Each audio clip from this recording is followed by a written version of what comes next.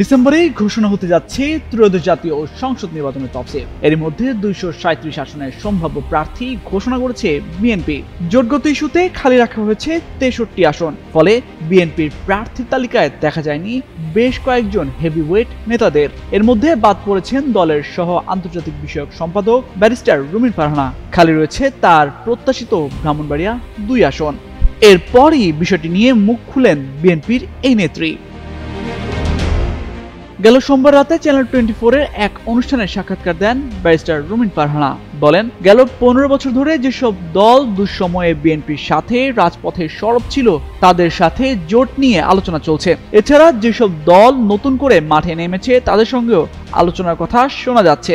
মূলত নির্বাচনী জোটের সঙ্গে আলোচনার কারণেই 63 আসনে প্রার্থী ঘোষণা করা হয়নি। এ কারণেই ব্রাহ্মণবাড়িয়া 2 আসনও বর্তমানে ফাঁকা রাখা হয়েছে।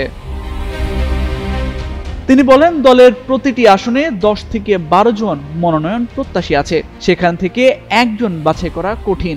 এ অবস্থায় দলের ভারপ্রাপ্ত চেয়ারম্যান তারেক রহমান একাধিক বৈঠকেও বিষয়টি নিয়ে ইঙ্গিত দিয়েছেন। একই সাথে যারা মনোনয়ন বঞ্চিত হয়েছেন তাদের জন্য দলে অন্য কোনোভাবে মূল্যায়ন করা হবে বলে আশ্বস্ত করেছেন বিএনপির ভারপ্রাপ্ত চেয়ারম্যান।